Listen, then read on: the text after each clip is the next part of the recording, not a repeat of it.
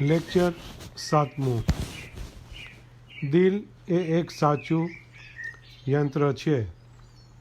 આધુનિક સમયમાં વૈજ્ઞાનિકોએ નવી નવી શોધો કરી અનેક જાતની નવી ઢબના યંત્રો બનાવ્યા છે, જે વડે ટૂંક સમયમાં અને થોડા ખર્ચે વધુ માલ તૈયાર થઈ શકે છે અને વધુ કામ કરી શકાય છે. ખરેખર સાધારણ બુદ્ધિથી વિચાર કરી જોતા એવું જણાય છે કે એમણે બહુ જ હેરત પમાડનારા યંત્રો બનાવ્યા છે. સાયન્ટિસ્ટોએ મૂળ 4 પદાર્થો તથા તેમના ગુણદોષ જાણી તેમના અણુઓની હાલત તપાસી તે ઉપર કાબૂ મેળવી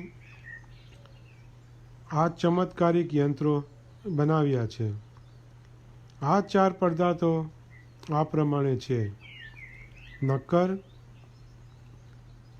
પહેલું નક્કર, બીજું પ્રવાહી, ત્રીજું હવા કે વરાળ અને ચોથું વીજળી પ્રકાશ.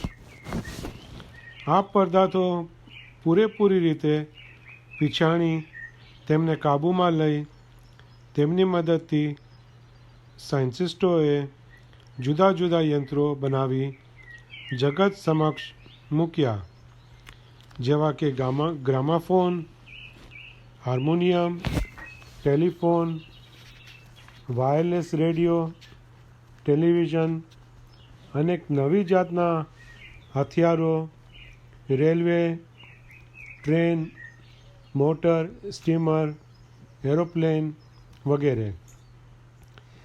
પરંતુ આ 4 પદાર્થોથી પણ વધુ શક્તિ ધરાવનારા ઇથરના 3 તબક્કામાંથી પહેલા તબક્કાને પણ તેઓ કાબૂમાં લાવી શક્યા નથી, કારણ કે ઇથરના અણુઓ એટલા સૂક્ષ્મ છે કે કોઈ પણ પદાર્થોના બનેલા વાસણ અથવા યંત્રોમાં એ રહી શકતા નથી અને તે દરેક પદાર્થમાંથી આરપાર નીકળી જાય છે.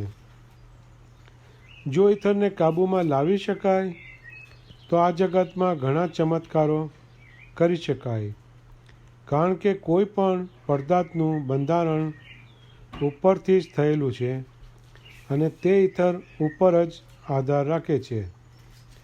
ઇથરના મોજાઓ આ જગતની સર્વહસ્તીમાં ઉપર નીચે સર્વત્ર ફરી વળેલા હોય છે અને તે નિરંતર પસાર થતા રહે છે.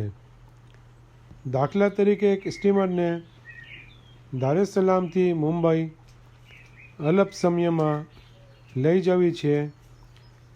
જો આપણી પાસે ઇથરને કાબૂમાં લેવાની, તેને કોઈ વસ્તુમાંથી ખેંચી લેવાની તથા તેને ફરી કોઈ વસ્તુમાં દાખલ કરવાની શક્તિ હોય તો એ શક્તિ વડે આપણે એ સ્ટીમરને જોડી રાખનાર, યાની કે સ્ટીમરના રૂપમાં રાખનાર ઇથરને ખેંચી લઈ ઇથરની મદદ વડે સ્ટીમરના રહેલા અણુઓને મુંબઈને કિનારે પહોંચાડી ત્યાં એ અણુમાં ફરી ઇથરને દાખલ કરી એને ફરી સ્ટીમરનું રૂપ આપી શકીએ. આવું મહાન કામ અલ્પ સમયમાં જ કરી શકાય. પણ પ્રોફેસરો અને સાયન્ટિસ્ટોએ કેટલી મહેનત કર્યા છતાંય ઇથરને પોતાના કાબૂમાં રાખી શક્યા નથી. આમાં કુદરતનો ભેદ જણાય છે, કારણ કે આપણે જોયું કે ફક્ત 4 પદાર્થોને કાબૂમાં લઈ તેની મદદથી વિવિધ યંત્રો વગેરે બનાવી વૈજ્ઞાનિકોએ અર્પણ વિજ્ઞાને જગતમાં ખુદાની હસ્તી જ નથી એવો પ્રચાર કર્યો અને સમજાવવા લાગ્યા કે જગતમાં ધર્મની કોઈ જરૂર નથી. આમ તેઓ પોતાને હોશિયાર તથા સુધરેલાઓમાં ખપાવવા લાગ્યા. ફક્ત 4 પદાર્થો પર જ પોતાનો કાબૂ મેળવ્યાથી સંપૂર્ણ હાલતના જીવોની આવી હાલત થઈ, તો તેઓ જ્યારે ઇથરને વશ કરી અસંખ્ય ચમત્કારો કરી બતાવે, તે સમયે જગતના જૂથોની કેવી હાલત થાય એ આપણે સહેજે સમજી શકીએ એમ છે. હવે આપણે આપણું પવિત્ર દિલ, જે કુદરતી યંત્ર છે, તે વિશે ચર્ચા કરીએ. આ દિલરૂપી મશીનમાં ઇથરના ઉપર જણાવ્યા મુજબના 3 તબક્કાના તથા 7 આસમાનના અનેક તબક્કાના સર્વે અણુઓ, પરમાણુઓ વગેરેને વશ કરવાની શક્તિ છે. એટલું જ નહીં પણ તે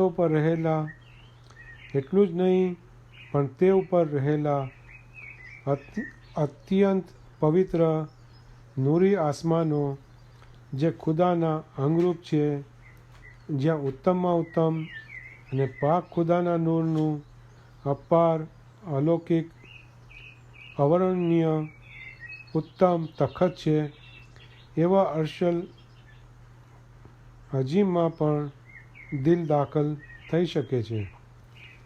મૌલાના આકા સુલતાન મોહમ્મદ શાહે ફરમાવ્યું કે અલ્લાહુમ્મા સલ્લી અલા મુહમ્મદ વ આલે મુહમ્મદ.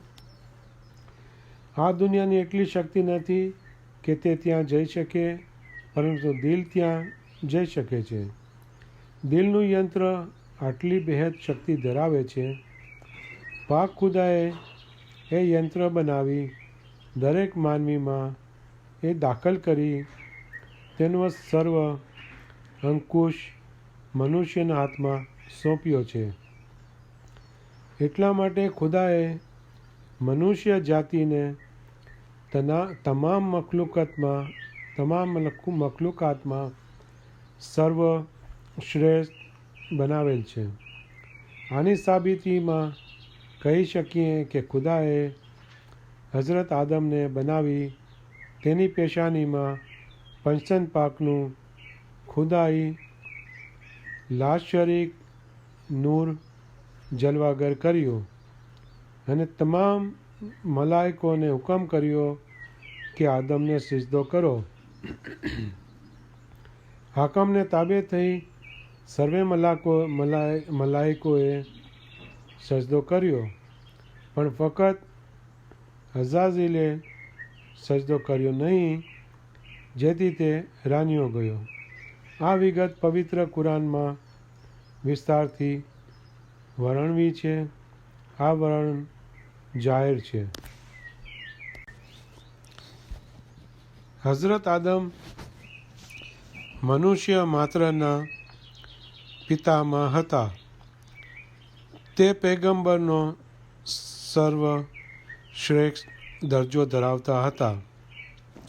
આપણા દાદા પૈગંબર છે, તો આપણે પણ તેની ઓલાદ હોવાના કારણે એ દરજ્જો મેળવવા હકદાર છીએ. કુદરતનો અને જગતના રાજ્યનો એવો કાયદો છે કે બાપ દાદાઓની મિલકતોનો વારસો તેમના દીકરાઓને તથા પૌત્રો વંશ પરંપરાને મળે. આમ આપણે પણ આપણા દાદાનો દરજ્જો મેળવવાને હકદાર છીએ. અટકાવ ફક્ત યોગ્યતાનો છે. જે લાયકાત, અધિકાર, પવિત્રતા આપણા દાદા હઝરત આદમમાં હતી, તે આપણે ધારણ કરવાની જરૂર છે. જ્યારે આપણે તેના લાયક બનશું, ત્યારે સર્વશક્તિમાન ખુદા આપણા દાદાના પવિત્ર રાજ્યની લગામ આપણા હાથમાં સોંપી દેશે. પાક ખુદા એ ઈચ્છે છે કે આપણે સર્વ આપણા દાદા જેવા પવિત્ર અને લાયક બનીએ. પણ આપણે પોતે જ હાથે કરીને નીચે રહીએ છીએ અને ઊંચે જવા પાક ખુદાવંદે જે કુદરતી મશીન દિલ આપણને બક્ષેલ છે તેનો ઉપયોગ કરતા નથી અને દિલને ડિસ્ચાર્જ હાલતમાં રાખીએ છીએ. આ કારણે દુઃખની અનેક લાગણીઓ અને વૃત્તિઓ ઉત્પન્ન થયા કરે છે. પણ જો ઇબાદતરૂપી ડાયનેમા સાથે એ દિલરૂપી બેટરી જોડવામાં આવે તો દિલમાં ફરી ચાર્જ શક્તિ આવે અને તેથી સર્વ દુઃખોનો લય થઈ તેની જગ્યાએ ઇશ્ક હકીકીનો અતિ મીઠો પવિત્ર રસ પ્રગટ થઈ તે ઇશ્કની પાંખો વડે આસમાન સુધીની મુસાફરી કરી શકાય. પાક ખુદાએ પોતાની કાબિલિયતથી હરેક ઇન્સાનમાં એ દિલરૂપી મશીન ગોઠવેલ છે. તે અર્થ વગરનું તો ન જ હોઈ શકે. તેમાં અપાર ભેદ અને કુદરતી શક્તિ ગોઠવવામાં આવી છે. આવા અગત્યના અમૂલ્ય મશીન પ્રત્યે ભાગ્યે જ કોઈ ધ્યાન દેતું હશે. બાકી ઘણા ખરા તો દુનિયાવી જંજાળમાં પોતાનું ધ્યાન રોકી પોતાની જિંદગી પૂરી કરે છે. આ મશીન આપણા જીવ અને શરીર સાથે જોડાયેલું છે. તે વડે આપણી હસ્તી ટકી રહી છે.